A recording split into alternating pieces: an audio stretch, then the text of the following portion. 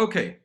I'm thinking it's just about 6 o'clock. So given that this is virtual, I'm gonna start our discussion session and see where we get to. First, I'll introduce myself. I'm Omar Christidis. I'm the founder and CEO of Arabnet. Arabnet started the business 10 years ago, and we started as an event, which now has been one of the businesses most affected by the corona crisis. And we are looking and thinking about what it means for our business, as I'm sure so many of you are doing the same. We've held over, almost 40 events across the years, across all the different markets. And with Corona taking place right now, with all of us in our homes, we thought it was really important to keep engaging with the community, and very important to have some peer-to-peer knowledge sharing, right? So we wanted experienced founders who've raised lots of money, who are growing their company, and of course, who are facing challenges in this current crisis, to share their experiences, what they're going through, as well as advice and best practices. And more broadly, this is the first of what we are calling unlocking the new world. We've had a lot of discussions internally, and initially the question was always, when will things go back to normal? And my perspective on this, I'm not sure things will ever go back to normal. They won't certainly go back to the way that they used to be. So what we thought, it's really important to imagine together what this new world will look like, what opportunities it will hold for businesses and entrepreneurs. And hence why this is the first in our series, Unlocking the New World. We'll also have a session on Friday with Jeff Hoffman, the founder of Booking.com, and an incredibly experienced entrepreneur joining us from the US. But we really wanted to start first with regional entrepreneurs. We've got a great diversity, and I'll start by introducing our panelists today. What I'm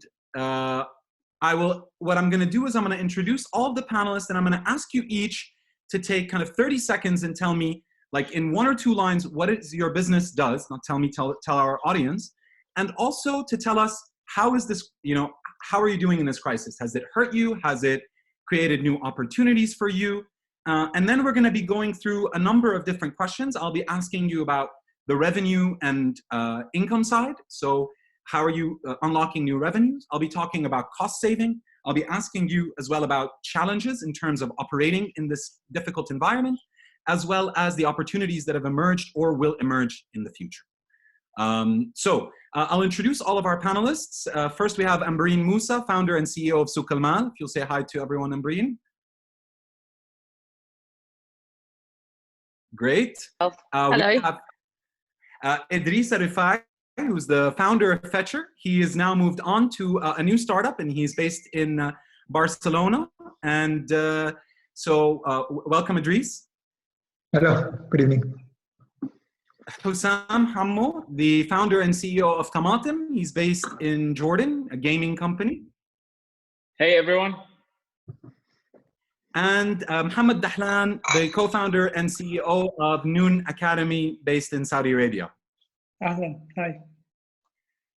Actually, I'm looking at our panel, and I'm so proud that out of the 4 speakers, 3 of them actually were part of our Arabnet competitions in the past, and we consider our alumni. Ambareen, Hussam, and Mohammed, all of you. So welcome, and thanks for being with us. So with that introduction, I'll go quickly through each one of you. Tell us a snippet about your business and how you're doing in the current climate. And I'll start with Hussam. Okay. Hi, everyone. It's definitely tough times. And I believe it's tough times because of different reasons. One is this change was definitely unexpected. No one in their worst nightmares would have imagined everything that is happening in the world is happening now, like between shutting down everything to declare martial law in Jordan. So it's definitely extreme. But between working from home and changes to everything is around us is definitely tough. For Tamatem, Tamatem is a mobile games publisher focused on the Arabic-speaking market. For us, like it's good. it's a good time. The main reason behind that is we are in a very virtual business, so we don't face any problem with logistics or the freedom of movement, which allowed us to really sell more. So we have seen like an incredible increase in usage in the past month, especially Amazing, in countries. Hussam. And I'm going to come back to this question with you, because I think both you and maybe Mohammed are in an environments where you guys are actually growing really quickly as a result of this, having an opportunity come up. So Mohammed, just a little bit about your business and yes, as an intro. Sure. One is an edtech startup. So we help people study math and science, and we do it in a more of a social way, and it's live, interactive, fun, engaging, and that's the way we do it. So we definitely are filling up a big gap around how people should study remotely, and how when you bring technology, you make the experience a lot better instead of like bringing it at a discount. So yeah, and we've been expanding at this time to serve the need in different countries in Arab, and soon we're just releasing very soon the English version as well, and we're planning to expand beyond that as well. Amazing. And Mohammed, you recently raised an $8 million funding round, right? Yeah. Hussam, you also recently raised, maybe it was last year, about 2 or 3 million? Just actually we closed it in January. It was a $3.5 million round. Okay. We were definitely lucky just before the lockdown. Excellent. And we'll talk a little bit about the challenges of funding. Ambareen, if you'll introduce yourself, please. Yes, Ambareen, CEO and founder of Souq al-Mal, and what we do is we're the financial services industry, probably one of the most boring industries, and one of those that haven't really moved in the last 20 years. Listen, I mean, what we do is we're a marketplace. So generally an online marketplace is doing quite well, I guess, in considering, and I think we were quite lucky because the regulations of motor insurance changed in the last couple of weeks, where in the UAE now, you don't actually have to go to the centers. You don't need a technical inspection of your car. You don't need to do anything. You just go online and register your car. And for that, though, you do need your insurance policy. So we've seen an increase around 25% day on day.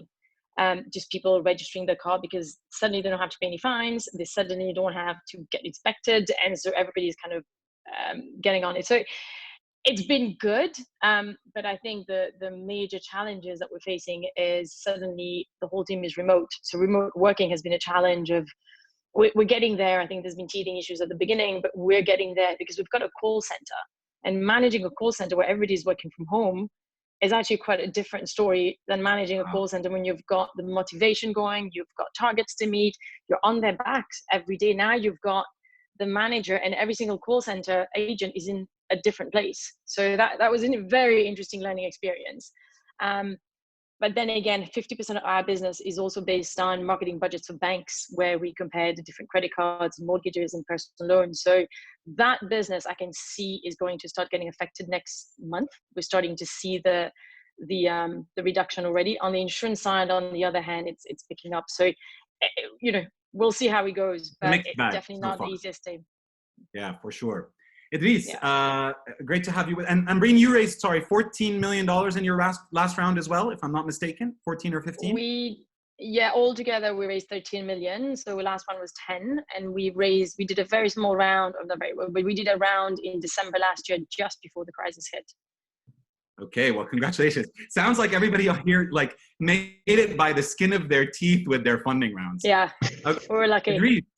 Idriss, we know you're the founder of Fetchr, but you're also doing something new now, and you're in a new place. Maybe you'll tell us a little bit about that. Yeah, so I left Fetchr now a couple of months ago. I was still involved in the company at the board level, but I left management. Now I'm in Barcelona. I work still in the mobility space, and obviously, like it's been quite impacted. Happy to talk about the two effects that we have into mobility. Because obviously there is like a substitution effect and revenue effect, where basically you can have like two effects that might go in two different directions. But yeah, a very large scale up, present in 24 markets. Interesting time. Yes, and you guys have raised the most of anybody, right? I think your last funding round that I remember was a 40 million round, although I know that there's been a fundraise of 25 million that's in the process right now, right? Yeah, I think at Fetchr raised like 94 total, and the previous and now in the company that so like I'm on the short-term assignments. We're trying to raise about 200, and we're pretty much there. Yeah, in this climate, so I'm in the middle of it. Okay, well, good luck with that. And so, and we're going to come back to that. So I'm going to start directly with some questions. And first, I want to start on the revenue cash side, right? And that includes revenues and fundraising.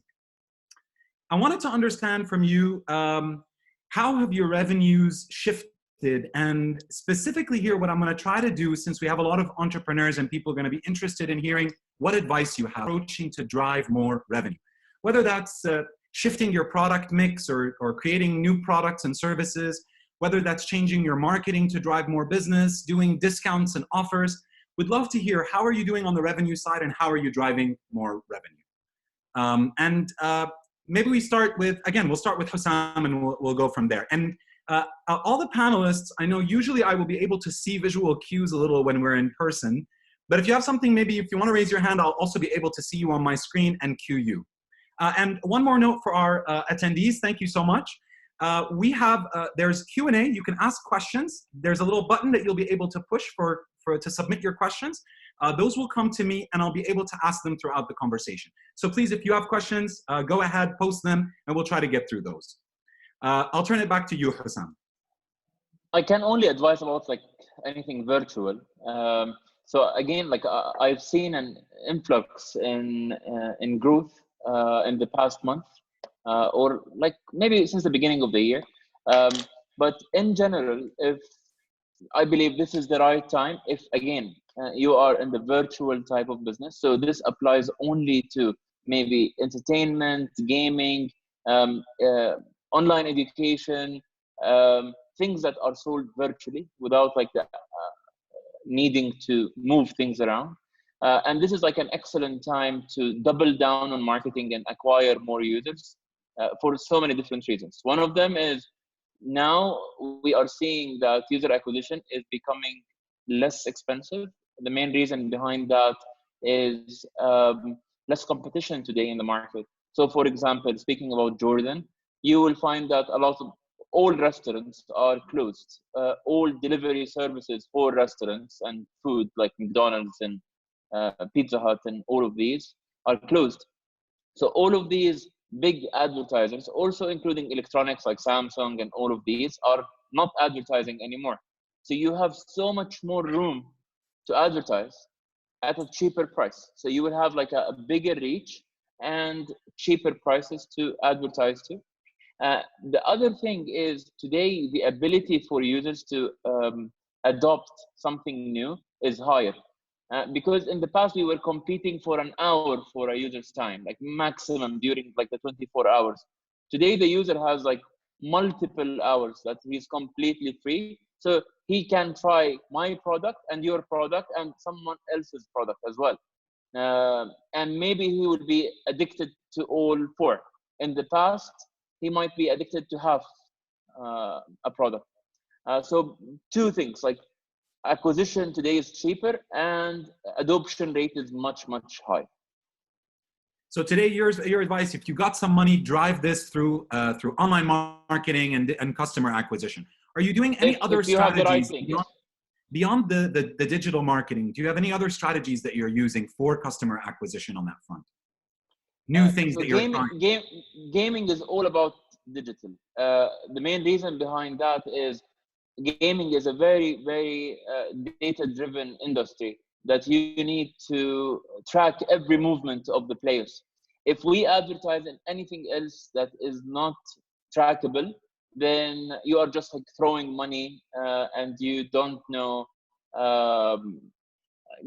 anything about that. Maybe another thing that we are focusing on is giving the users the ability to have a free subscription. And once we acquire a user, instead of that player to spend some time till he get engaged in the game and play, we are giving them that right away. So you are getting like maybe 7 days or 14 days of free subscription, free everything, more coins, more gems, more digital currency inside the game. So you will enjoy it more and love it, and you will be more engaged. So that's like also was part of a social responsibility that we did through advertising, telling people like, please stay home, play for free, enjoy it. Then later, monetization will come later. And that like paid off like really, really well. Excellent, excellent. Ambareen, I'm going to shift to you. What are you doing to drive revenue? You're expecting now some of your products as well to get a hit. Idriss was talking about forces that are working in opposition. You mentioned that already. Some of your services are going up. Some of them are being challenged. How are you moving on the revenue side to keep revenue growing? So first of all, we got a very clear increase just based on what's going on, based on different regulation changes and whatnot. So we were lucky on that, but it's not going to last forever. That's probably a month or so, a month and a half. As soon as everybody register their car, there's no more left. That's just going to go in the norm. So, but what we have done though is we've come up.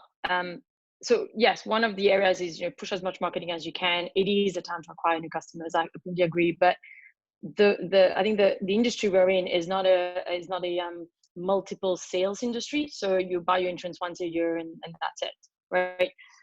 Having said that, on the banking side, where we actually sell leads to banks, that's been affected massively just because banks are not giving that much credit anymore, right? The whole risk appetite of banks has decreased. They don't have branches, and it's those who actually don't have an online presence, they can't even take leads because nobody can go to these people's houses to do KYC checks. So it's a bit of a spilling effect. So what we've done actually is, and it came out 2 days ago, which is quite successful. We've actually gone and built a COVID-19 package, as we call them, both for insurance companies and for banks, right? So if you think about it, great, fine. Acquisition is probably not your game right now because you can't do this. You can't do KYC checks. You can't have people coming to your branches. Fair enough.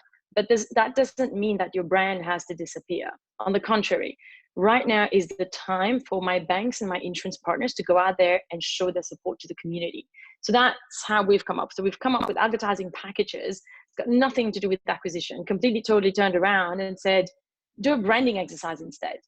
Show your support the community and tell, we can send out email shots, we can have offer alerts, we can get together as a partner with you for a certain cost, obviously, but do a lot of advertorials. So be out there and write content for these particular banks and insurance companies on a monthly basis for the next 6 months. It's a regular revenue increase for us. It's a regular package for 6 months, but become the consumer's friend on behalf of the insurance companies and banks. So get them to drive their brand and their support for the community versus acquisition, because acquisition is definitely not a game for them. So, and that's actually worked really well. We got 3 insurance companies signed up today saying, actually, it's a great idea. Our branches are closed. We can't talk to our consumers because we don't have a digital angle. We're like, well, fine.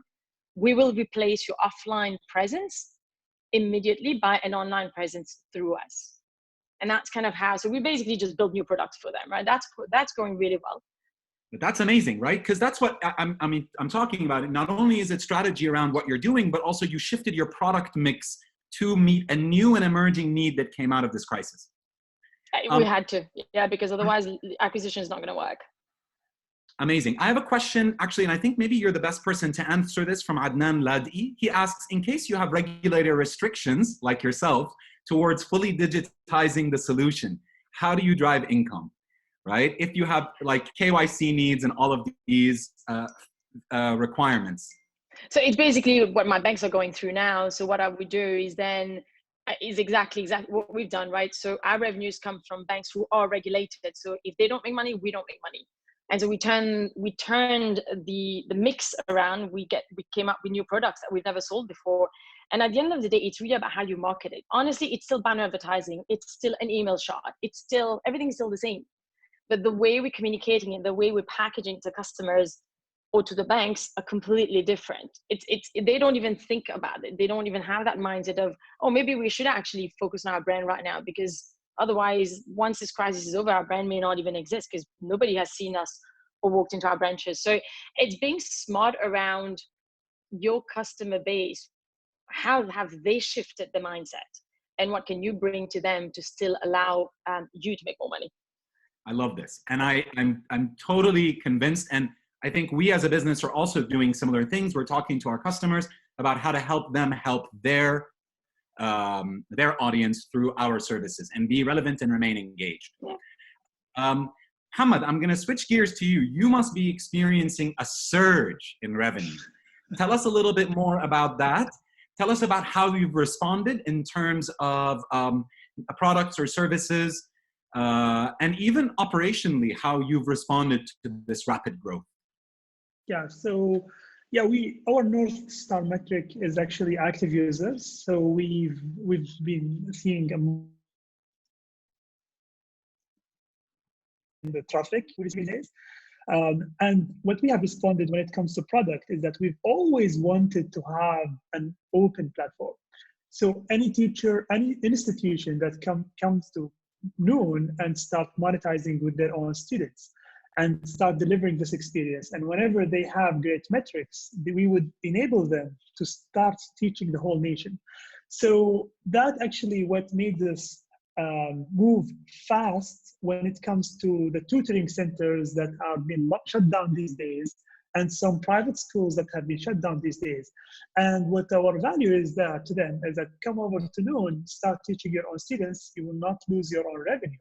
However, what's in it for you and for the long run is that you're going to teach the whole nation. And we will leverage their brand and leverage their expertise and their great supply and content. One of the things we also responded with is expanding fast to other countries nearby, utilizing the supply base that we already have of teachers. So we have existing teachers are teaching today in 4 different countries other than Saudi and Egypt.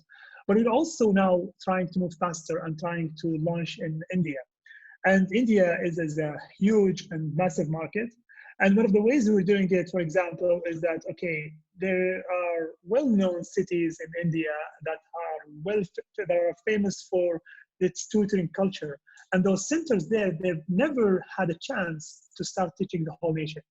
And we're actually in talks with them, and our model would be highly disruptive in India because like all the providers would typically own the whole value chain. In our case, we're democratizing that, and we're actually opening it up for anyone to start teaching anyone, and based on merit, they will teach the whole nation. So doing this actually is helping us scale fast, and we wish that we would know about it, so we would have been ready for it. And like, one of the things we're doing now, we dropped a lot of things in our roadmap, and we're going all in pulling off this open platform. And since we have a big engineering team in India, now they're working day and night for something that is super, super relevant to them. And we've seen a level of ownership that you would like never see in your life. So basically, Mohammed, one of the things that you did is you cut things out of your roadmap and reprioritize things to take advantage of this massive growth opportunity. I'm curious, did you also staff up? How did you find that experience? And in thinking about entering the Indian market, did you enter it alone? Are you doing it through partners? Can you give us a little bit more about the strategies you're using to capture this unique growth moment? Sure, yeah. We're actually trying to make Noon more of a product-centric than like operational-centric. So we're trying to embed all the open platform concepts. It's super easy for the teacher, for the institutions to join without our interference. And when we're going to India, we're actually leveraging the brands of the existing centers and of the top teachers that are already there, having their own content, their own supply base, their own students as well. And it's a golden opportunity for us to bring them all online because they have no other alternative and they will miss out on their revenue. So actually we could not have the chance to staff up quickly. All what we could have done is try to inspire our own people. And so actually one of the questions in the chat, we faced it actually. Now you request a lot, you require a lot from your own people. And everyone is working from home, not sure about their mood, what they're feeling, what they're experiencing. At the same time, you're dropping your roadmap, you're having a new stuff coming in, and tell me about alignment, tell me about, all those issues. So we also reshuffled the whole structure, how we operate, and using new concept like tiger teams, introducing like very small teams, 2 or 3 people working on very specific work stream, and trying to minimize the need for alignment, minimize and having a much higher level of ownership. So that actually really helped us a lot. And if you talk about staffing, probably the most viral thing in Saudi today is Na'na'. What they've done is amazing. They're a grocery startup, and they have reached out to everyone in the social media telling, if you have unutilized labor, we would love to have them. We need them. So just like, give us your labor, give us your underutilized people, or like anyone whom you don't need, and we definitely are in need. And I really love that, to be honest. Amazing, amazing. Great insights. I'm really curious to hear a little bit more from you on the small teams, but I'm going to leave that to the next, where we discuss a little bit about how we manage teams in this crisis. And I see we have some questions also from our audience about this. Just before I wrap up, Idriss, I wanted to get your thoughts on this question on the revenue side. Whether it's how you would advise startups to capture this opportunity, what you've seen on the Fetchr side or with your own startup. Yeah, so obviously like patterns are like shifting. Like coronavirus has like really changed the way people spend their day and their priorities. So like I think it's you have this massive change is driving how, and should be driving how you acquire customers and how you grow the business. So for example, if you look at the grocery business, and like the fact that Na'na' closed was one of the only few companies that really closed during this period, it shows that the momentum on e-grocery, for example, is like quite good, because you have to think about both like revenue effects and substitution effects. The revenue effect is that, okay, people have less money, so therefore they tend to spend less on average because they're insecure about what the future is going to be. But by the same token, because they cannot go to supermarket, or it becomes more and more difficult to go to supermarket, they tend to order more at home. And if you look at all the startups in Europe as well that are doing like e-grocery, they've been booming in the past couple of months. In the past month, right? But when I say booming, we're talking about 200-300% growth pre versus post Corona, right? So that's one. If you look at e-commerce, you have like both effects become very almost like, I would say, almost kill each other in a way, which means that because what e-commerce is a lot of impulse buying, and because now people are focusing on buying what's really critical for their own family, you have that tend to go down. That also tend to go down as a lot of like 40 to 50% of the market right now in the GCC is actually cross-border e-commerce coming out of China for most of the case. And therefore, there is quite a little bit of not only anxiety with regards to actually receiving package from China, which is completely groundless, but more importantly, there is just no more flights outbound of China. And because like the whole supply chain was completely frozen in southern China, therefore there was just like literally zero revenues coming from here, which you can see a lot of the local e-commerce startups actually gaining traffic because it becomes like, if like clothes and retail is closed, and because cross-border e-commerce doesn't exist anymore, therefore the local e-commerce becomes your go-to options, and you see some growth that is coming in that from that direction. If you look at food, it's interesting. It's even more interesting. And then like literally in 30 seconds, if you look at food delivery, especially across Europe, we did a regressions about 15 countries. Because there is obviously restaurants are closed, and therefore I need to buy from outside, but also I have less money and more time to cook, and therefore I should do it. I should have more time to cook. At home. Like the two effects, like sometimes create like a 40% down.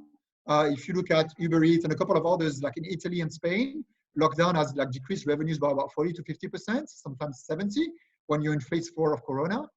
But if you look at some of the markets, especially in Eastern Europe, you're having like an increase of like 30 to 40%. And we try to understand why it's coming from. It seems like it's coming from the level of confidence that consumers have with regards to how their food is prepared and how secure the whole process is with regards to delivery.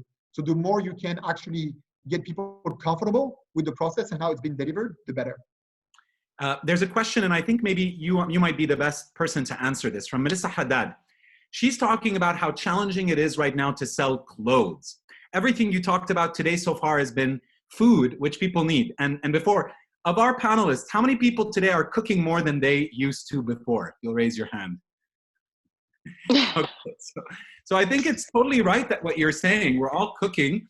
And but with regards to clothes, I haven't bought any clothes since the crisis. What would you suggest for someone who's doing that kind of e-commerce? So one, again, like my point was just not like everybody start cooking. Actually, you have some countries that during Corona increased 30 to 50 to 60%. So it really depends on the countries. For anything that is like parcel delivery, so clothes or any type of items, I think you need to be as a delivery company, right? Like on the Fetchr side, you need to be very conscious about how you handle these packages across the supply chain. So there's obviously like a lot of literature with regards to how long the virus could actually stay on the package. So if you look at, we're talking about 6 hours in a way. So technically, like there is quite it's very unlikely that anything happens with the delivery of package or delivery of food for that matter. But Idriss, you're talking very scientifically today. You're talking very scientifically today. The consumer today is not buying clothes for a number of reasons. One of them is he feels poorer. The other one, maybe he doesn't trust. Whatever it is, he's not in the mood. Would you suggest to someone who's doing e-commerce, clothes e-commerce, to take a break, to double down?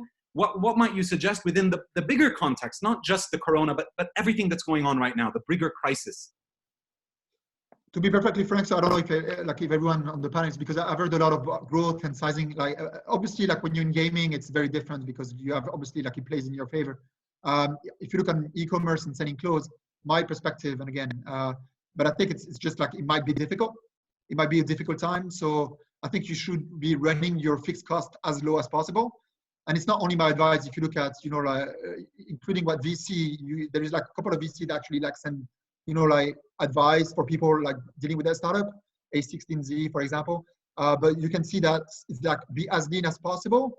You're gonna have to cut down costs and try to be innovative in the way you sell stuff. But I think it's the fact that people are insecure about their own job creates a lot of like supply shock. I think that's a really great answer, and it also sets me up for my next question, which is, of our founders today, how many here have put in place strategies for cost cutting? If you raise your hand, strategies for cost cutting. Okay, interesting. So our two rapid growth companies have not at all cut costs. Our other two companies who are feeling kind of both sides, and including ourselves, we are definitely putting in place cost-cutting strategies. So maybe I'll focus a little bit more with you guys on this front. What kind of cost, how should entrepreneurs who are facing this crunch think about cutting costs?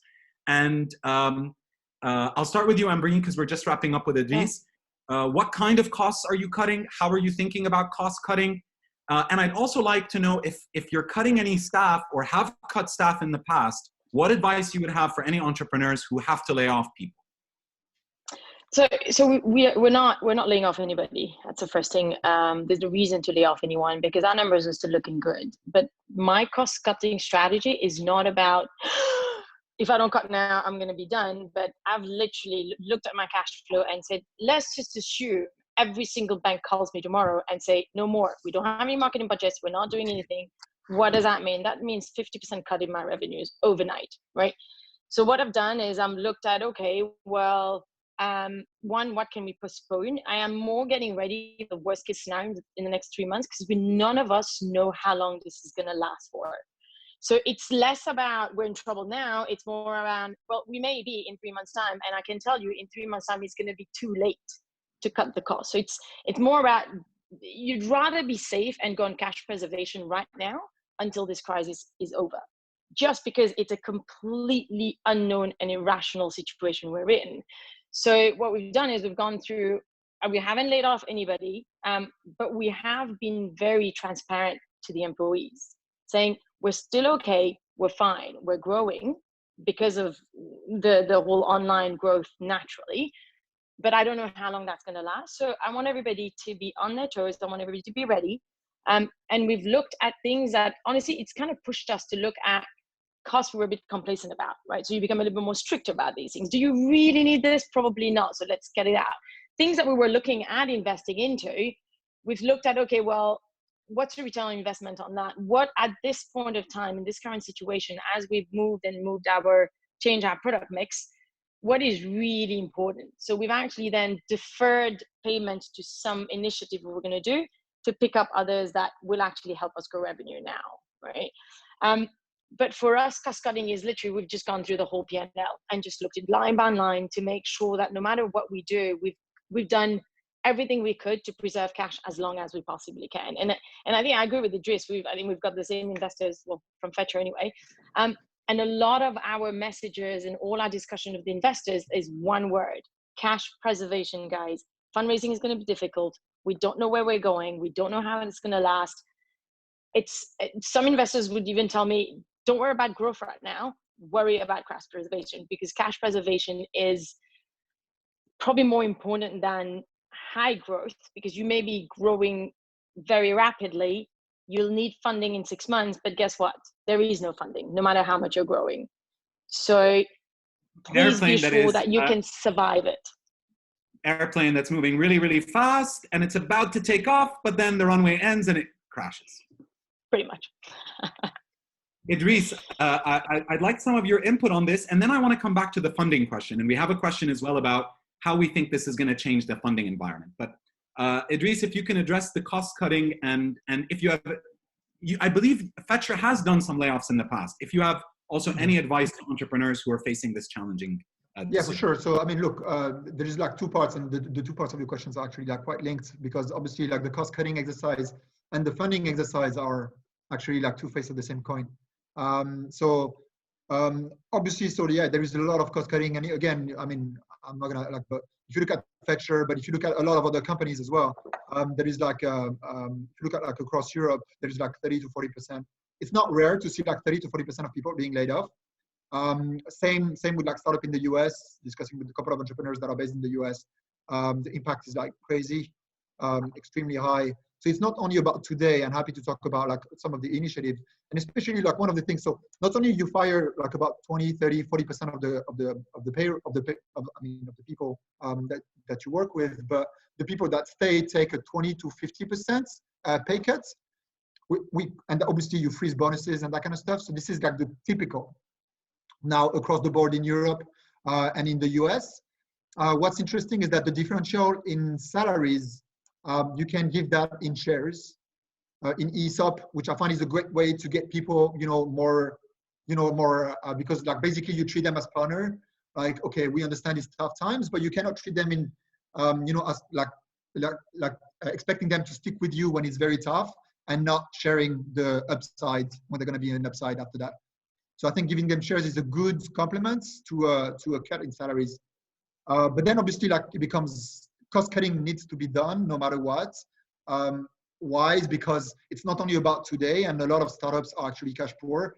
If you look at the financial sanity is like usually between 6 and 8 months that they have a cash runway. And therefore we know pretty much that in 6 to 8 months, the situation is not going to be normal, let alone in the rest of the world, but in the Middle East especially, right? So if you're looking at now, if you talk to VC and private equity out of Europe and the US, the ability to actually come and fund again, like Middle East-based startup, is going to be exponentially longer than what they're going to be able to actually fund US startups. So the financing, so my advice for startups that are based here is that the financing now for the next like 9 months, you should think that one, you're not going to have any financing. And if you're going to have some, think that it's going to be only local. Which means, and as you know, local investors tend to be, not making generalization, but tend to be slightly more focused on profitability more than growth and market size. Excellent. So you took us into that question, Idriss. Anyone else would like to chime in on, I know you've all raised your funding rounds already. Anyone want to chime in on what your expectation of the fund, anyone fundraising right now? Well, we're always fundraising though, right? Aren't we? Always fundraising. So, I can tell you, like, so very quickly in 30 seconds is, we're always fundraising. I mean, so we're always talking to people, and the consistency in responses lately was we've just lost a whole lot of money ourselves. So everything is on hold. I think one of the areas current startups can go ahead, what I would do anyway, is go back, and that's why it becomes incredibly important to have a very good relationship with your current investors, no matter what, like for the last 4 or 5 years, and to go back to them and consistently keep them updated, even if it needs to be on a weekly basis, an email going, how are you doing on a cash flow level? I think it's extremely important, because the last thing you want to do is suddenly just turn up in 3 months to one of your current investors who would highly likely be the only ones who would invest in you at this point of time, but it's a big surprise to them that you actually need cash and you're kind of going bankrupt next week. So keeping your investors up to date and being completely transparent of the challenges at this point of time has become even more critical, because the day you have to turn around and ask for money in 3, 4, 5 months, because this thing has been going on for too long, it's not a surprise to them. I do know quite a few investors at the moment, local ones, interestingly enough, who've already been talking to portfolio companies and asking them, where do you see yourself in 6 months' time, and what do we need to keep as a buffer for you in the next 6 to 9 months? So I was actually quite impressed with that, but it's there. Are investors using this opportunity to squeeze you guys to try to get a better deal, knowing that there's less liquidity out there, there's less money, it's a tough time for everyone? Or are they kind of being a little bit more like partners? And I'm curious to hear that from others as well. Ambareen, maybe, how are you sensing that? Sorry, go ahead. All the portfolio companies are having problems, so therefore they're becoming like limited resources within their own funds, and therefore they have to allocate very wisely. So they're not seizing that as an opportunity. I think it's more like they have to deal with their own. It's a survival mode, I guess, more than anything else. So it's not like really that they're squeezing, but rather that they also have been hit. So they're trying to make their dollars go as far as possible. Yeah. Maybe like a little bit of a, and this is a question that came actually from one of our attendees. So, but can I say something? So the difference between this crisis and any other crisis, you have to remember, this is a health crisis that turned into an economic crisis. So there is an aspect of people having, there is a fear for people's lives as well at stake. It's not just the banks actually screwed up and the whole economy is going down because of that. There is a soft spot to this crisis that a lot of people understand. So the first message I get from every single investor of mine is, I hope you and your family are okay and you're safe. That's the first line that anybody starts any email or any messages. So you can see there is much more of a concept of partnerships, and we're here to help and support versus, a financial crisis only. Amazing. One of the things that I've discussed with the Silicon Valley investors and Saudi investors is that true, there is reckoning when it comes to valuations. Perhaps if you had the crazy valuation in the past, you might not be in a good position if you had like crazy multiples, or you, like for whatever reason was. But I haven't noticed that there is severe crunch in liquidity. And in fact, there is another argument I'm hearing, and actually one of my friends just closed his fund. And he actually closed it at 40% higher than what he has actually aspired to. And the reason is that a lot of LPs thinking today that, wow, technology can be defensible. Look at all technology companies that are used to be the top companies. They're still the top companies today, and they've never got the same hit that other companies got. So that is also bringing up good news to the ecosystem, but definitely like watch out that like perhaps you might not get the same valuation multiples that you would expect. Thank you, Mohammed. And I think it's interesting report about the Chinese recovery and how today the stock market has recovered, and tech companies in general trading 14% higher than they were before the crisis. Some companies certainly trading below, but overall tech has in general somehow benefited from the in a more advanced market when it comes to the progress of the disease and the crisis.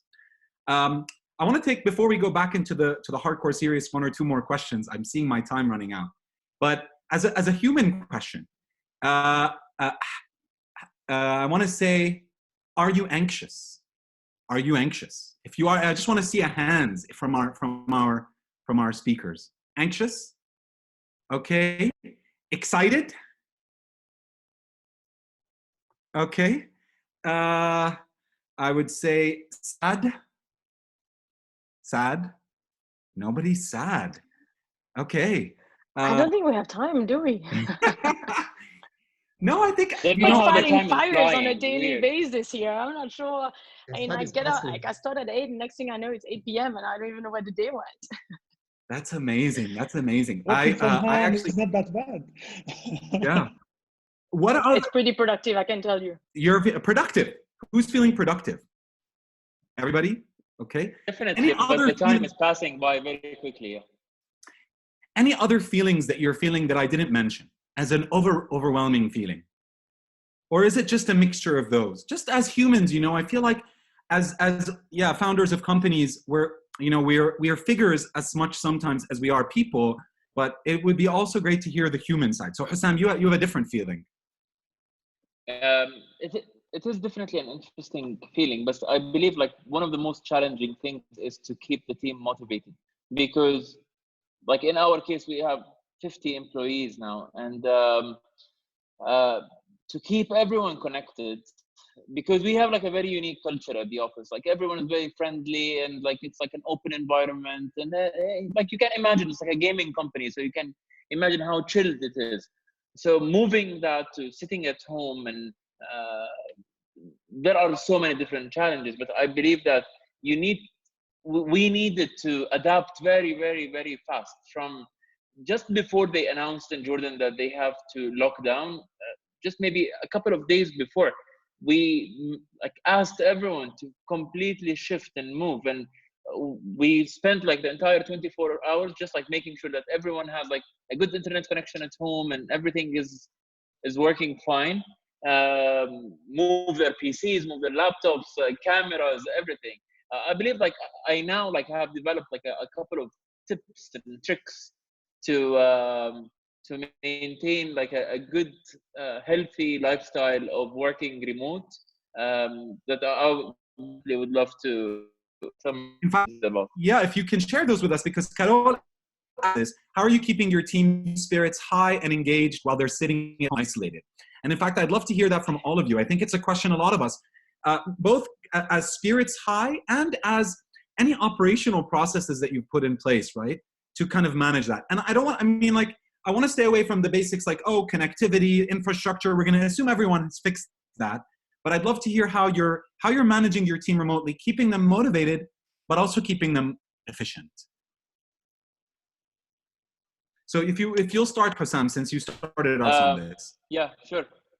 So for us, like a couple of things is to definitely have a routine every day. So we start at 10 and we finish at 6. We need to have like a daily management meeting at 10:30, and we need to have another daily management meeting at 5:30. It is very important to over communicate actually, because you're sitting at home and you're not talking to anyone. You have no other option so that's very important. Every week we have maintained our like entire company meeting, so we have everyone on Zoom to talk, and we stress on everyone that we need to have that to over communicate. But we have a lot of other fun things like coffee time, the entire company at 4 to drink like 5 minutes coffee. Everyone has to join, but it's very crucial to everyone to open their cameras, not like to be just behind the camera. We have created special channels on Slack to share like movies and music and things that we did not used to do that before. But it is nice because it gives you like other topics to talk about, and keeps everyone in the loop. Every Tuesday we do like a card tournament, like a Tarnib tournament for the entire company at 7 p.m. and you can bring your own shisha and like play in front of Zoom. So it is fun. We're trying to keep it like fun and engaging, and make sure that life is continuing. We're not dead, but as long as you try to keep things fun, it is good. So amazing. And what we've talked about, this coffee is a really fun idea. I love it. I'm going to take some of these ideas myself. So coffee, and then the Tarnib night. Who else has some ideas for engagement that they've been doing with their teams to keep everybody's morale? And we have a happy hour on Friday, so like everybody can come with like whatever like is drinking and we have a Friday morning where it's out of bed Friday. So technically you can wear whatever you want, and there is a competition based on that. And you said wear whatever you want. Yeah, you can wear whatever you want. Like I have a question just for get everyone. to get out of control. I have a quick question for everyone. Raise your hand if you wear pants every day. If you wear what? Pants every day. I mean, like not like staying in your underwear, but pajama pants. I mean, like if you wear formal pants for jeans, or who stays in their pajamas every day? No. Not in your pajamas, Hussam? No? Sometimes pajamas, No? Okay. sometimes like. I mean, I will confess, I will not get up and show you. So I'm gonna have to barge in there because very comfortable, yeah. We've talked a lot about the fun things and I'm hearing about this, but half of my management team have kids. And I don't know if any of you are aware, but there's a whole concept of online schooling happening here, homeschooling, should I say. So half of my calls to all my clients, it's literally chaos in the background. I don't think I've done a single phone call in the last 4 days that I'm just hearing the wife screaming and the kids crying, and it's just mental, right? So on top of all of this, a lot of us, I mean, myself, I've got kids at home, we're also dealing with, hey, being a teacher at the same time. So really touched on it because it doesn't really concern, I guess it only concerns me potentially on the call, but it is one of the big areas. I'm talking to other founders who also have kids. And it hasn't been easy because and I've got a very strong structure, right? How do I make this whole running business from home work with 2 kids at the background, also needing a teacher? So I've got a very strict timeline. Starts at 9 to 9 to 10 is English, and 10 to 11 is math. And because I need to also then do my calls where I don't have disturbance. So it's been an incredibly interesting challenge. By the end of the week, it got better. But yeah, there's a lot more. So most of the calls, and how do you manage that with your own team? Because my own team have kids at home as well. So being respectful, I think one of the ways we were motivating people as well is being actually respectful of their family time, because their partner needs their help because everybody's home 24/7 under one roof. So I think respecting each other's personal time, because the problem is when you work from home, what I've noticed is I work all day, all night. Like I work more than I've ever worked before. Like I'm constantly on. Because you don't have that break of, okay, you're leaving the office and coming back home and you take, a couple of hours with the kids and then you go back. It's consistent because you've been with the kids all day. So it's kind of, you feel like you've always been seeing them. There is no set time out. So it's been an interesting challenge for parents anyway, to see how to cope and still run the business as you should. There are no more lines, right? Between family time and work time and sports time and lifetime and any time, it all seems to blend into each other. But Ambareen, do you have any other tips as well for keeping that morale alive? Or anything that you guys are doing, fun activities? Honestly, you asked about the feelings earlier on. I am extremely excited. Very, very nervous about how long this is going to go on for, but extremely excited because it's literally forced and literally pushed us against the wall to think outside the box much more than we used to, right? When you're growing quickly and you've got a whole number of people, you kind of tend to go, you've got your plan, you've got a strategic plan, you're going to follow it.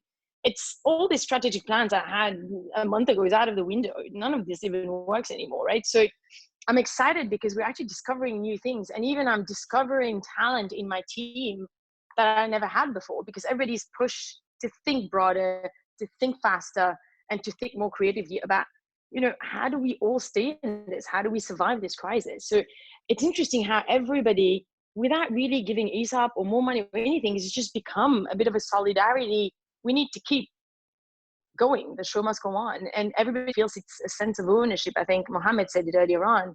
The sense of ownership of, okay, I have my part to play to get through this. I don't think I've spoken to my team as much as I'm speaking now. I'm not going to lie. And the amount of meetings we have just over calls is quite interesting. And the more you realize you talk, the more ideas start flourishing through. So I think it's excitement. I think sometimes you don't need more than that. Is if you are excited as a founder, it actually does relate to other people. if you're coming up with ideas and you're talking through how amazing this could be, and let's test this and let's test that, just the amount of work brings the excitement that brings the motivation, I think. It's a challenge, if I would have to say. Thank you, Ambareen. And we have a comment from one of our audience as well, who's Layla. She says, Layla Islami says, their CEO shares riddles on WhatsApp group to keep everyone connected and engaged. So thanks, Layla, for also that idea. We're just about at the end of our session. I want to ask one last question, which really asks you to reimagine the world, right? We know that this crisis is, Ambareen, I kind of agree with you. This is not a short-term thing. And I think even more than that, I personally believe this is the crisis of a century. It is not even of a generation. And this will change the world in the future in transformative ways. I'd love to hear from each one of you, within your industries or your areas of expertise, what do you think will be new opportunities and new horizons for entrepreneurs to capture? We hear a lot about businesses that are struggling. We hear about how things are going poorly. But there will be new opportunities that emerge out of this crisis. And I'm curious to hear within financial services or education, entertainment, from each of you, what new opportunities do you see emerging from this? And Hussam, I'll turn to start with you, then Mohammed, so you guys can get yourselves ready. Hussam.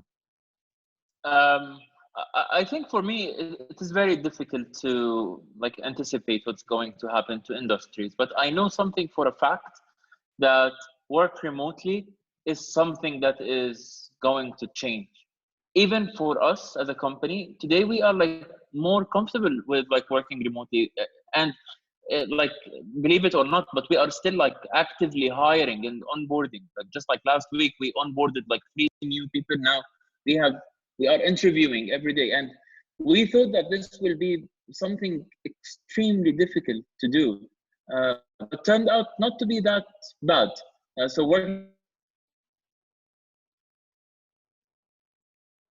rent and everything, and the time of commuting and the stress of going to work every day and all of that stuff. Maybe you can have a couple of your team go to the office or the other way around, but it is something that we thought that we will never do ever. We even in the past, we interviewed people that wanted to work remotely because they live in other countries or far away from the office, but that was absolutely not. If you cannot come to the office, don't even talk to us. But now we are very more lenient towards that. So that's a very simple outcome, but can change the world. Excellent. So for me, that's an operational outcome, and I totally agree with you. I think a lot of people will not go back to working exactly the same as they were before.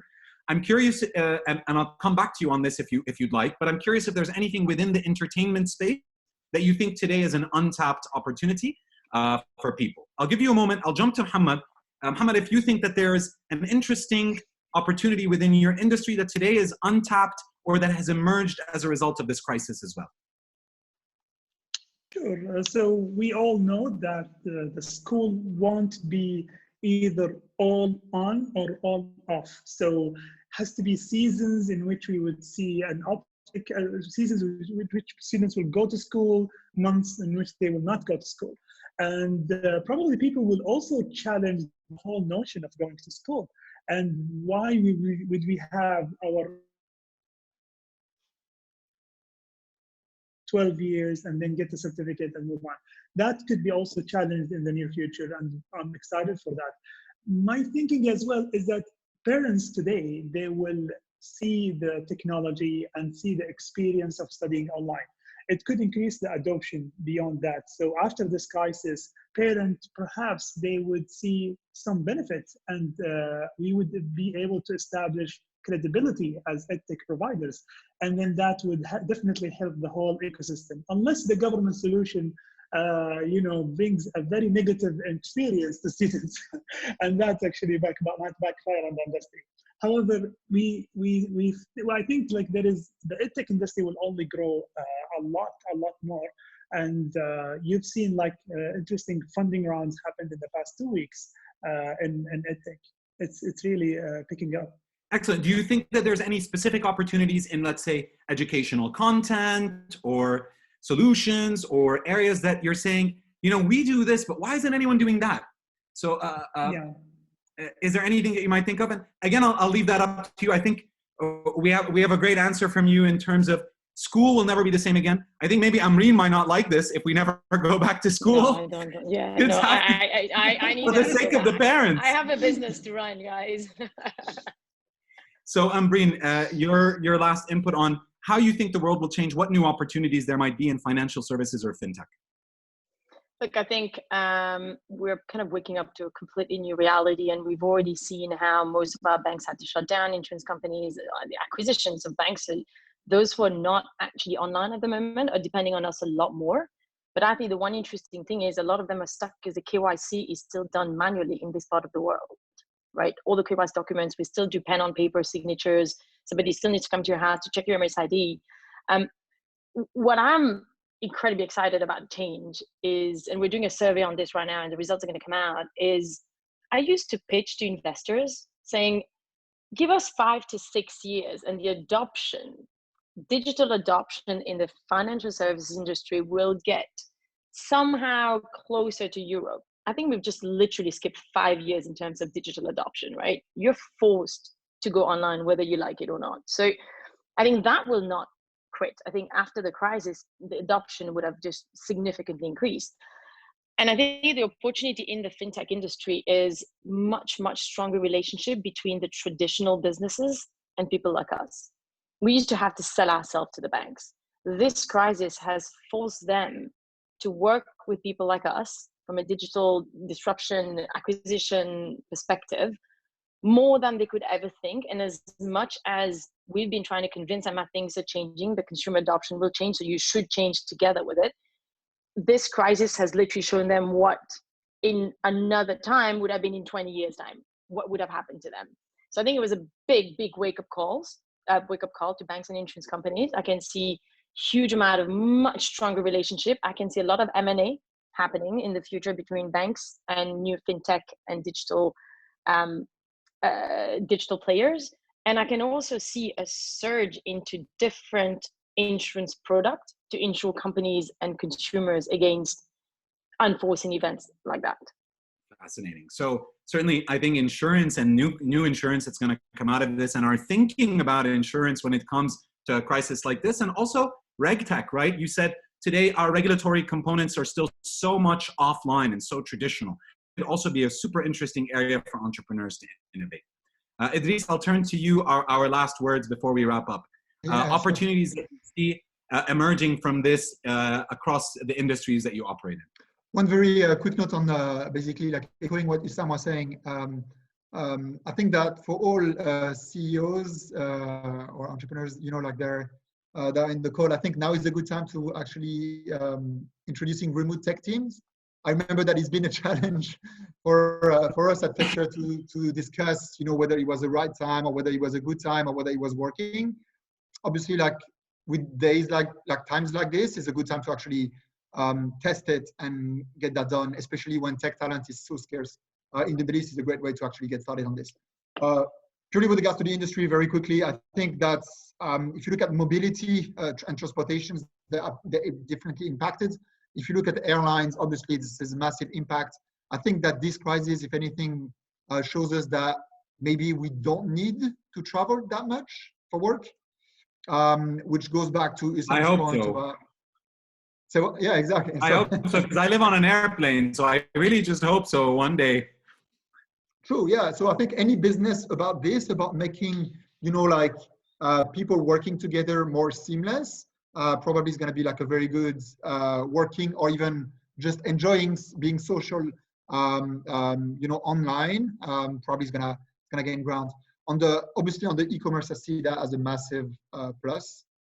Because like retail is obviously like a much bigger risk with regards to this type of crisis, and therefore e-commerce should blossom. Panelists, I think that brings us about to the end of our hour. I really appreciate you taking the time to be with us, to share your insights with our audience. Across multiple platforms, we were streaming live on Facebook and on Zoom. We had about 200 people attending, which is pretty amazing. And thanks for also, you know, being with us as we test this new format. We appreciate your willingness to try and experiment with us. And thank you to our audience for listening in. from wherever you are. I tried to get through as many of the questions from you guys and ladies as possible. If there are some unanswered questions, I'll try to see if we can pass them on to the speakers and get back to you. But for the time being, really appreciate it. Best of luck, everyone. We look forward to hearing much more success stories from your growth, and stay safe. Thank you. Thank you so much, Omar. Thank you. Thank you, guys. Thank you. Bye-bye.